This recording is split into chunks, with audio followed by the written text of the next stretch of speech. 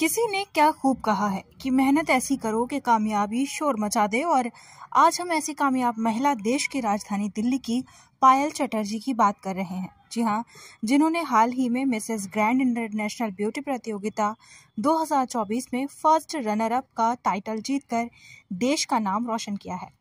जी हाँ, इस ब्यूटी प्रतियोगिता में अलग अलग देशों से 45 महिलाओं ने भाग लिया था, जिसमें भारत से भाग लेने वाली पायल एकमात्र महिला थी। और पायल ने अपनी मेहनत और सच्ची लगन से इस खिताब को हासिल किया है। नमस्कार, आप सभी का एक बार फिर से स्वागत है दिल्ली न्यूज़ एक्सप्रेस में। हम हमेशा से ही आपको एक ऐसी पर्सनैलिटी से रूबरू कराते हैं जिन्होंने अपनी मेहनत से कामयाबी को हासिल किया है और अपने परिवार का और देश का नाम रोशन किया है। ऐसी आज हमारे साथ खास बातचीत करने के लिए मौजूद हैं पायल चटर्जी, जिन्होंने हाल ही में मिसेस ग्रैंड यूनिवर्सल शो में भाग लिया और अपनी मेहनत से फर्स्ट रनर का खिताब जीतकर कामयाबी को हासिल किया। कैसी इनकी जर्नी रही, कैसा इनका एक्सपीरियंस रहा, किन किन लोगों ने इनको सपोर्ट किया, क्या कुछ कहती हैं, इनसे हम खास बातचीत करते हैं और जानने की कोशिश करेंगे कि फैशन इंडस्ट्री को इन्होंने क्यों चूज़ किया। पायल जी, बहुत बहुत स्वागत है आपका दिल्ली न्यूज़ एक्सप्रेस में। थैंक यू सो मच सबसे पहले I would introduce myself. Payal Chatterjee, Mrs grand international first runner up. जी, ये खिताब मैंने जीता है हाल ही में म्यांमार में। हमारा 7 डे का इवेंट था जिसमें मैंने काफ़ी कुछ सीखा। म्यांमार सबसे पहले तो बहुत ही सुंदर, बहुत ही अमेजिंग सिटी है। उनके लोग बहुत हॉस्पिटेबल हैं। मिसेस ग्रैंड इंटरनेशनल की पूरी क्रू बहुत ही सपोर्टिव है। और मैं यहाँ से हैंड पिक्ड हुई थी, मैं चुनी गई थी ऑडिशियस एंटरटेनमेंट के थ्रू मैं गई थी। मिस ऑड्रे डिसिल्वा, उन्होंने खुद मुझे हैंड पिक किया था मेरी परफॉर्मेंस देख के। मेरी अभी एक नेशनल पैजेंट में मैंने पार्टिसिपेट किया था, तो वहाँ पे मेरी परफॉर्मेंस देख के मैंने वहाँ पे काफ़ी सारे सबटाइटल्स जीते थे and I was quite liked by everybody. तो वो देख के, मेरी परफॉर्मेंस देख के मिस ऑड्रे डिसिल्वा ने मुझे हैंड पिक किया था for Mrs grand international pageant. और सही बताओ तो मेरे पास एग्जैक्टली 4 से 5 दिन थे अपने आप को प्रिपेयर करने के लिए, सारा वार्डरोब फाइनल करने के लिए, everything. I just had 4 to 5 days. मैंने सोचा नहीं था कि हो पाएगा। और बैक टू बैक एक नेशनल पैजेंट के बाद दोबारा एक इंटरनेशनल पैजेंट के लिए प्रिपेयर करना within 4 to 5 days was a Herculean task. फिर भी मैंने सोचा कि ये एक ड्रीम था, बचपन से एक सपना देखा था कि जब हमने इंडिया में काफ़ी सारे हमारे ब्यूटी क्वींस रहे, उनको देख के ऐसा लगता है कि वो प्रिंसेस है फेरी टेल से आते हुए। पर अब मुझे समझ में आता है कि what comes with the crown, like the responsibilities that come with the crown. और मैंने सोचा था ये अपॉर्चुनिटी जो मेरी आ रही है, मैं इसको जाने नहीं दूंगी। So I grab the opportunity. I had like 4 to 5 days, but still I prepared for it and I went for it and बाकी आपके सामने है। फैशन इंडस्ट्री को ही क्यों चुना आपने? जैसे कि हम जानते हैं कि आपका जो प्रोफेशन है वो कॉर्पोरेट में है, उसके बाद आप फैशन इंडस्ट्री में कैसे आए, क्यों आए?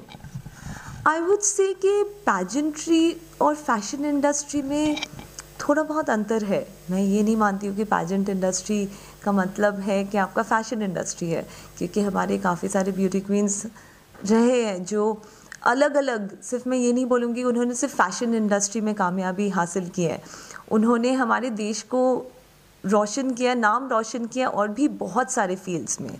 तो मैं मानती हूँ कि पैजेंट इंडस्ट्री में जाने के बाद एक ब्यूटी क्वीन का responsibility industry, yes I would say कि हमारी एंटरटेनमेंट इंडस्ट्री से बहुत जुड़ी हुई है, डेफिनेटली जुड़ी हुई है। पर it's much more than that. I feel it's more than the glitz and glam. It's about the responsibilities that we carry forward, the responsibilities towards the society, the footprint that we leave behind as a beauty queen is what actually gave me the impetus, like which actually drove me towards this field, towards the pageant platform. 5 to 7 days तक चले उस beauty pageant में Mrs grand international, जिसमें आपने participate किया तो कामयाबी को छुआ। कैसी आपकी पूरी जर्नी रही, कैसा आपका एक्सपीरियंस रहा वहाँ में? आपने बाकी महिलाओं को भी मिले होंगे, उनसे कुछ सीखा होगा, उनके टैलेंट को जाना होगा, क्या कुछ कहना चाहेंगे ओवरऑल? जी बहुत सारी एक्चुअली कंट्रीज़ ने पार्टिसिपेट किया था और हमारी जर्नी बहुत ही खूबसूरत रही थी। मैंने कभी इतने सारे नेशनलिटी से इतने सारे महिला को एक साथ कभी मैं मिली नहीं थी। और फिर जिस तरह से हम लोग 7 दिन रहे थे, we became like sister queens, we used to call each other sister queens. सही बताओ तो we were always there for each other. It was a great experience. And जैसे मैंने पहले भी आपको बोला कि मिसेस ग्रैंड इंटरनेशनल की जो क्रू है, मेरी जो टीम इंडिया हम कहते थे, हमारी टीम इंडिया जो थी, we supported each other right from day 1। मेरी जो रेनिंग क्वीन थी doctor Sai Prasanna Behera, she was a reigning queen, she's the queen from India, she was also an amazing support, she was an amazing support।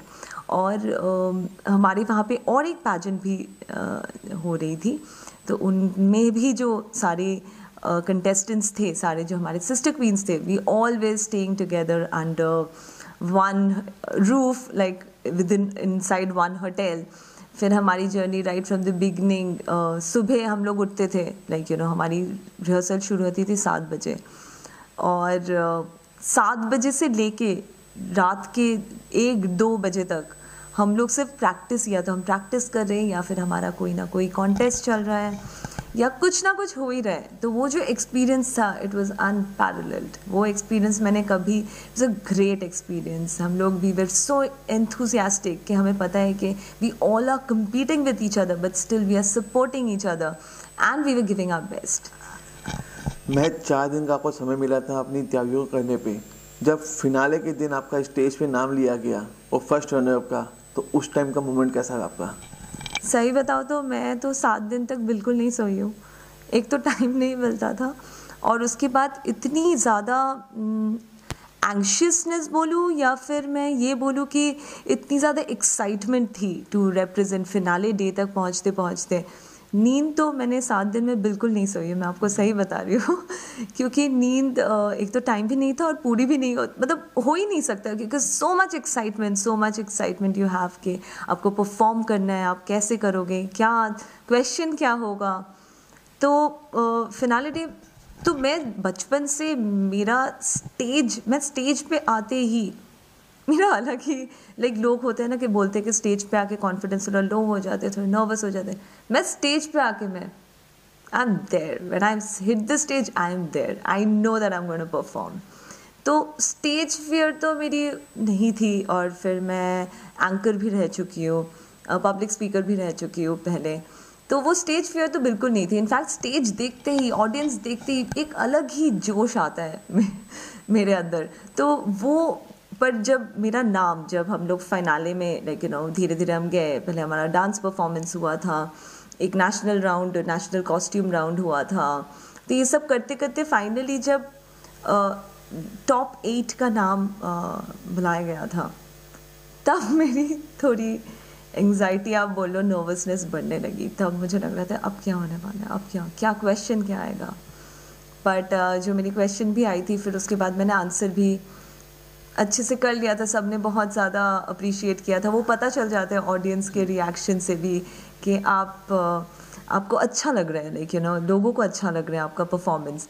तो ये सब होने के बाद obviously जब फाइनली लास्ट में मैं और हमारी जो मिसेस ग्रैंड इंटरनेशनल US की जो कंटेस्टेंट थी, उनका हम दोनों सिर्फ रह गए थे। तो हमने उस टाइम पे हमने एक दूसरे को बोला कि वो जो थी Mrs Royal, USA Mrs Royal, तो she said that like you will win the crown, and I told her no, you will definitely win the crown, she's 61 years old।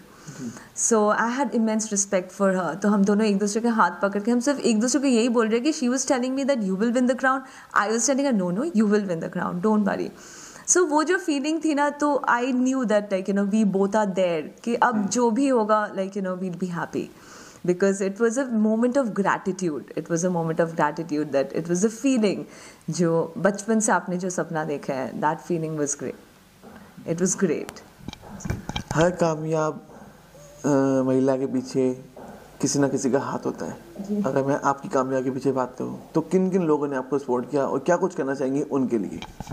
जी अभी मेरे हस्बैंड पीछे बैठे हैं तो उनका सबसे ज़्यादा योगदान रहा है। मैं ऑब्वियसली, क्योंकि जब आप मिसेस पैजेंट में जा रहे हो आपके हस्बैंड का सपोर्ट बहुत ज़रूरी होता है, तो उनका सबसे ज़्यादा योगदान रहा है मेरे पूरे जर्नी में।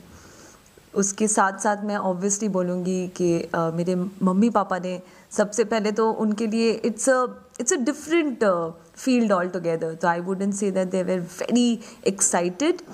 My mom definitely was very excited, but पापा को तो काफ़ी टाइम तक पता भी नहीं था तो नेशनल पैजेंट पे भी जाने के टाइम पे। पर जब मैं इंटरनेशनल के लिए जा रही थी तो सब लोग थोड़े से लग रहे कि अब भी बस नेशनल से होके आई है, फिर इंटरनेशनल में जा रही है, क्या होने वाला है क्या नहीं। मेरे भाई ऑस्ट्रेलिया में रहते हैं, वो भी थोड़ा बोल रहा था कि दे वर स्कैर्ड कि अकेली जाएगी, अकेले ऐसे मैं बाहर तो गई हूँ बट अकेले नहीं गई हूँ, देश से बाहर अकेले जाना। तो मैं खुद भी थोड़ी सी डरी हुई थी, थोड़ी नहीं काफ़ी डरी हुई थी कि क्या होने वाला है। प्लस ऑडिशियस एंटरटेनमेंट की पूरी टीम के साथ मैं तब तक मिली भी नहीं हूँ। उनका सपोर्ट तो amazing, Audrey, entire Mrs Rand International team, they had supported me a lot. So but उनसे मैं पहले मिली नहीं थी, उनसे मैं सबसे पहले मिली बैंकॉक में जाके। तो पर उसके बाद एक बार जर्नी से पहले, जाने से पहले तक तो मेरे हस्बैंड का काफ़ी सपोर्ट रहा है। I would also have to say that like I work with an MNC, office का भी सपोर्ट रहा है। Like my colleague supported me because I had to take back to back leaves and it was a very very hectic schedule for us. November का month बहुत ज़्यादा hectic है, काफ़ी सारे इवेंट्स और कैंपेन्स होते हैं। तो मेरी बॉस का काफ़ी योगदान रहा है। If she wouldn't have allowed me to, then I wouldn't have been able to make it. My entire colleagues, they supported me क्योंकि मैं ऑफिस में थी नहीं, तो उन्होंने मेरा काम काफ़ी संभाला है। So I would say it's a teamwork. It's never, this achievement is never a one person's job. It's a teamwork. It has to be a teamwork.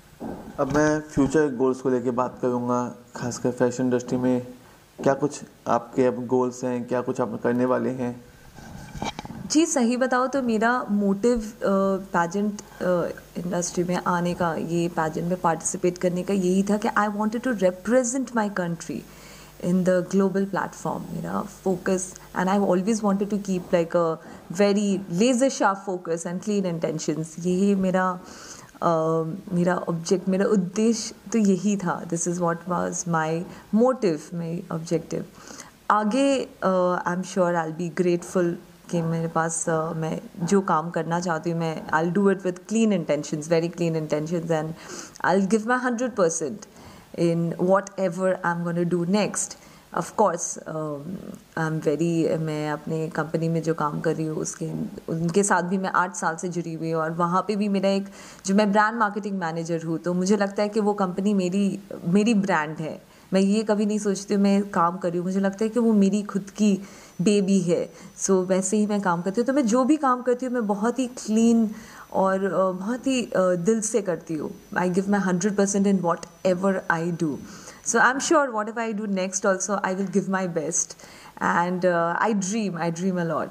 And मुझे पता है कि dream, like when you dream something you really have to work for it. Success, I feel, is a destination. Success, I feel, is not a destination. It's a journey. So, आगे की journey भी, I'm sure, like, I will give my 100% and it, by God's grace, we'll do wonders. आखिरी सवाल रहेगा, बाकी महिलाओं के लिए क्या कुछ कहना चाहेंगे, क्या मैसेज देना चाहेंगे उनको आप, जो महिलाएं इस इंडस्ट्री में आना चाहती हैं, जो आ चुकी हैं? I would say कि dream, believe in yourself, क्योंकि जब आप पे भरोसा करोगे, only then the world will believe in you. And know your strengths and weaknesses.